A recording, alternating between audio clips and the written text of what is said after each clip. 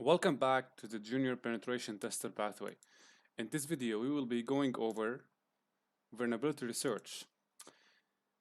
So we have three rooms for this section. The first one, Vulnerabilities 101, it talks theoretically and briefly about the kind of vulnerabilities, the methods to test for vulnerabilities. So you can do that on your own. There are no labs required.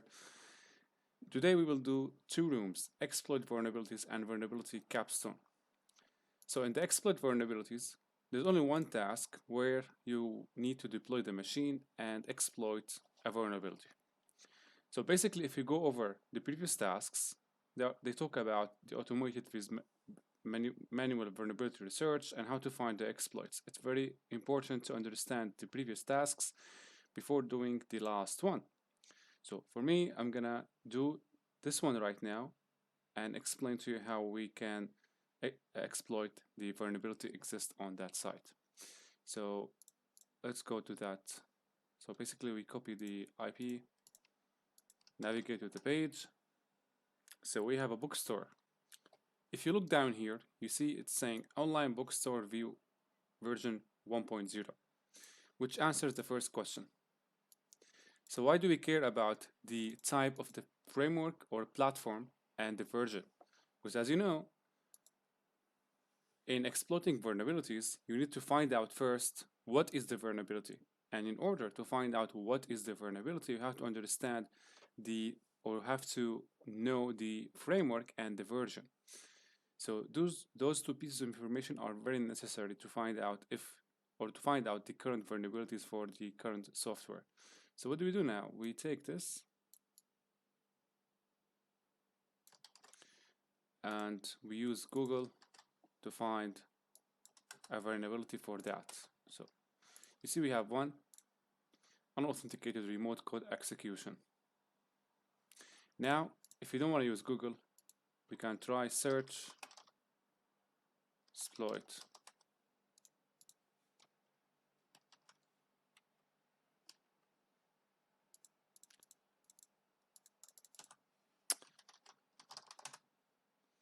SearchSploit online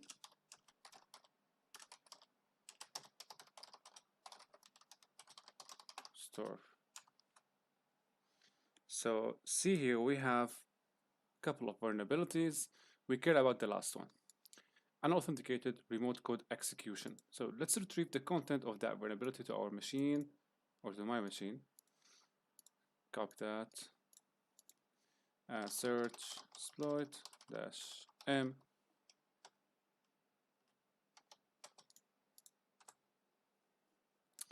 cat 47.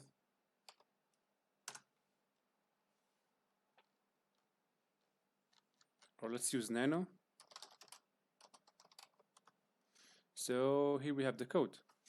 First, make sure to read through the vulnerability, the exploit, and understand how it works. Because sometimes you need to change some parameters, some values, some arguments, some lines in the code in order to get it to work for you. So basically, first we have online bookstore, unauthenticated remote code execution. We scroll down, let's see here. So here is how it works. So you supply the URL of the target, and what's going to happen? The exploit will attach a payload, and the payload is PHP payload actually, to retrieve or to execute system commands using the CMD.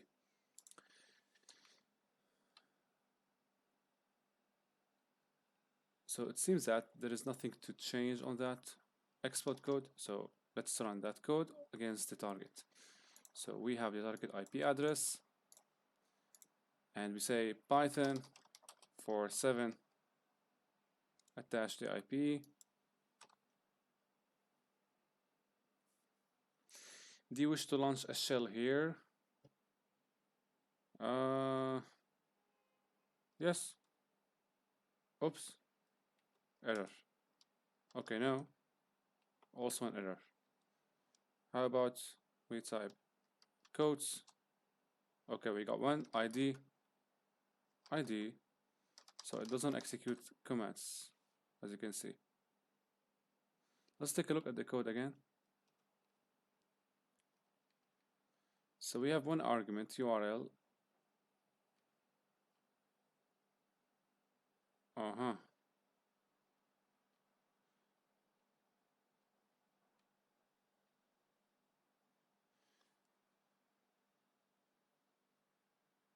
CMD equal who am I?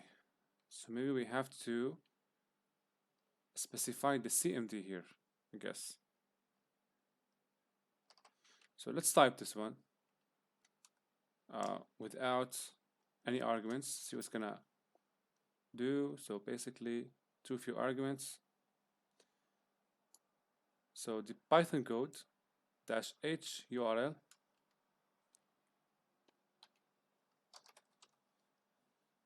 okay.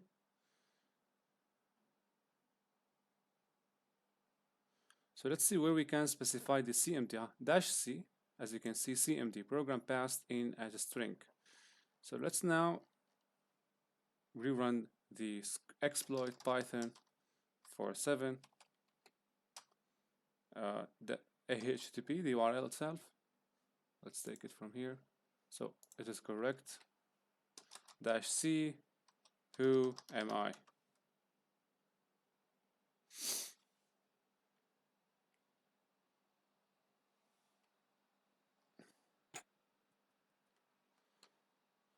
If you go, let's go again up.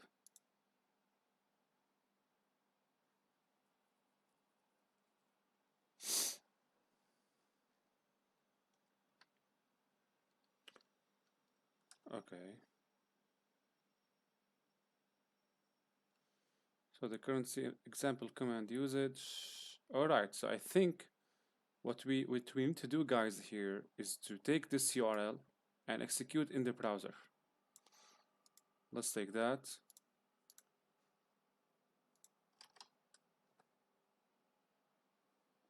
Yeah, that's what we need to do. So you see here we have executed system command, which is who am I. Now what's required from let's do this. Let's open a listener on my machine. So let's here type no and type nc-lvp4545.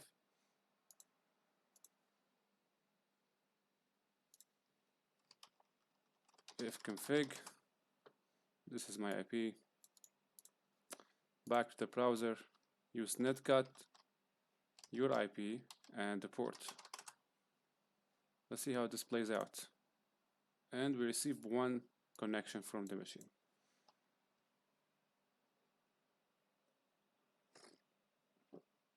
All right.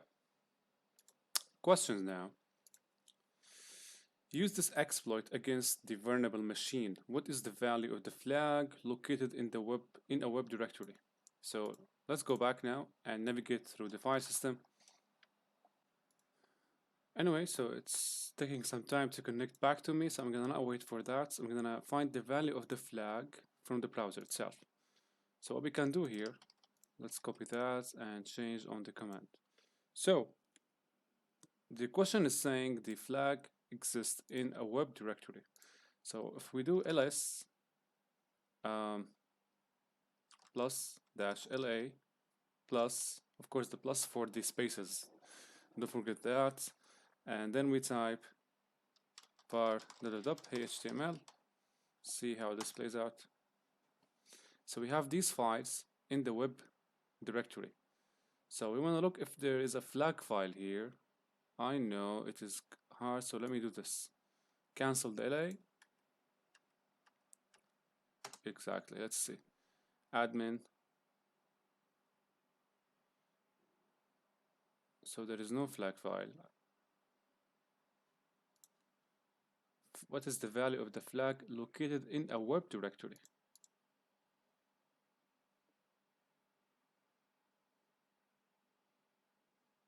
Okay, I accept the hint.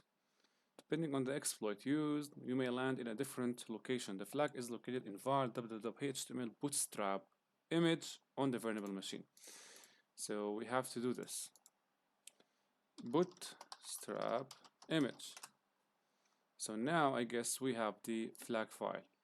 So what we can do now, we can just change that flag.txt and change the command to Netcat. Okay, that's the flag. So you're done for this room. That's what we need to do as far as the practical side is concerned for this room. So here you learned the methodology to exploiting vulnerabilities. You find the framework, you find the version, look for a vulnerability online, look for an exploit online, download the exploit, understand how it works, and do your exploitation. So I'm gonna stop this machine for now and go to the next one, which is vulnerability capstone. Start the machine. So here is the same logic. We have to, find the platform, find the version of the platform, and look for an exploit online. If there is a vulnerability, of course, understand the exploit, modify on it if any, and lastly, exploit. So we're gonna wait a bit for the IP to show up, and until then, I'm gonna do some cleaning here.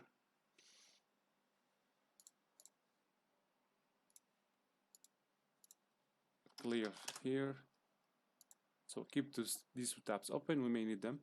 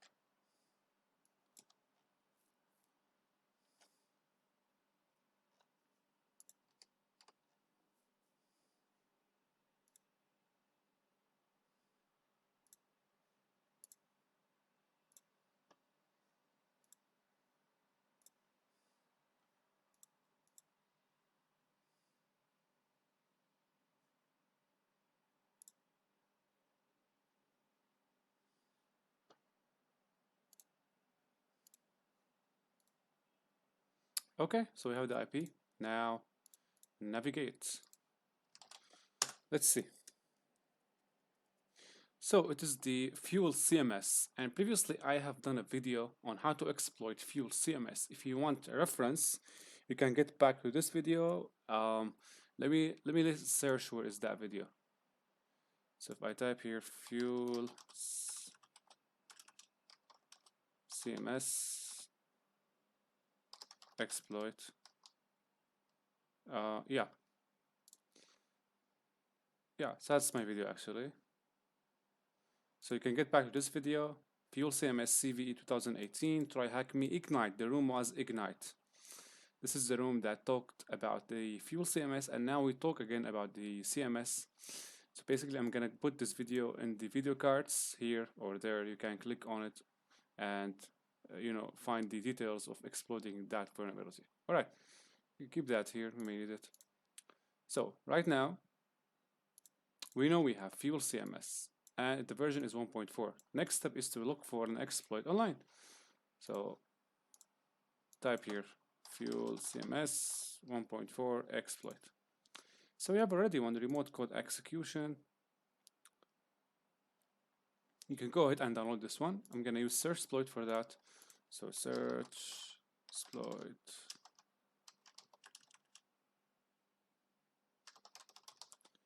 Fuel CMS or Fuel 1.4 is good.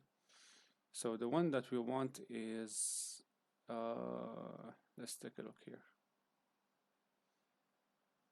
Is this Python? This is in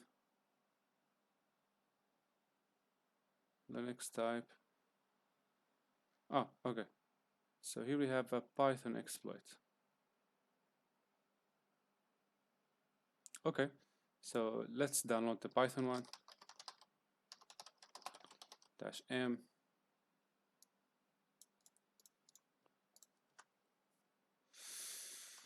Nano 471.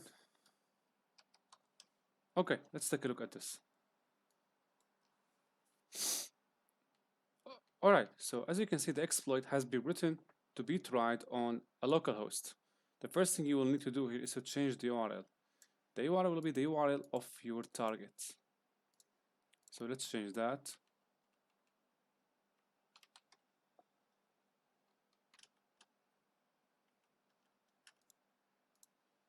Alright, let's take a look at the while loop. So this is the while loop. So we have the CMD here, and then we have perp 0 URL equal URL. The URL that is, it is the variable that we changed the value of to our targets, and then it is here constructing the URL payload. Proxy equal r equal request.get perp 0 URL proxies equal proxy. Alright, so here I guess we need to change some stuff here. So since we are not using perp, or we're not using any proxy to do this or to execute that exploit, so we need to remove this line. And I'm here just to remove this line also and keep everything as is. Go down. See, now we don't have anything to change, nothing left to change here.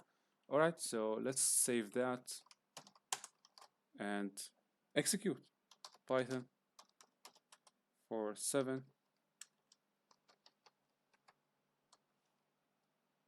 Alright, so now we're given the choice to type a CMD here. So let's type ID, and this is an HTML output. If you scroll up, you should see the output of your command.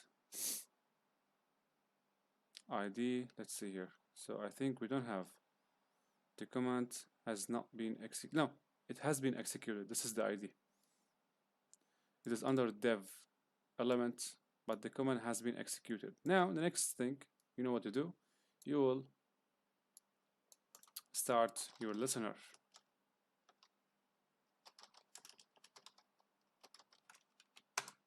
Okay, let's see if there is Netcat on the machine, and see.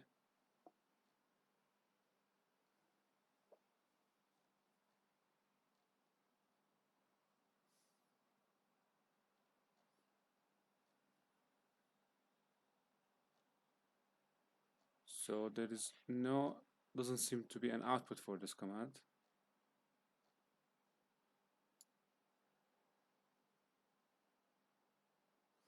Alright, so without looking, let's try the Netcat to connect to my machine. Again, I always need my IP address.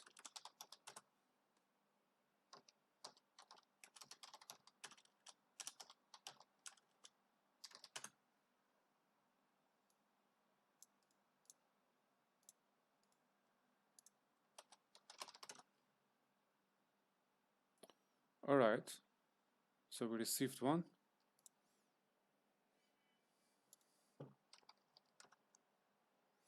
But again, the Netcat connections on this machine are not stable. You see, we have to wait forever to just receive the shell and be able to execute commands. Not good. So I'm gonna execute again. Clear here. And bring a bash shell for this. Let's see, where do we have the bash shell? Reverse shells. Okay. Let me make some modifications on my side.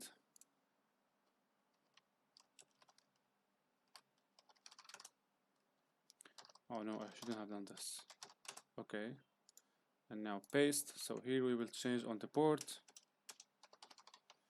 Of course, the IP address.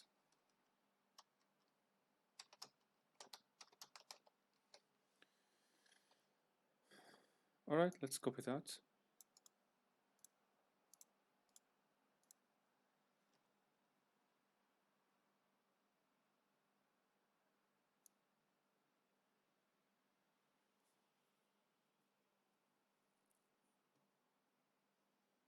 So it didn't work. Make sure to remove the arrow here and enter. Now we received a stable shell. That's good. ID, double data. Now let's go back, see what are the required questions. Here we are. Okay, so what is the name of the application? Fuel CMS 1.4, the version. This is the CVE number. What is the value of the flag located on this vulnerable machine? This is located in home Ubuntu on the vulnerable machine. That's very helpful. cd home Ubuntu cat flag. Okay, that's the flag. Now we're done with this room. I hope you enjoyed that. And as you can see, the vulnerability research, if you have done these 2 rooms, you will be done with the vulnerability research. In the next video, I will be going back to the web application test, penetration testing, and do the last 3 rooms, SQL, command, and cross-site scripting. So that was for today. I hope you enjoyed that, and see you in the next video.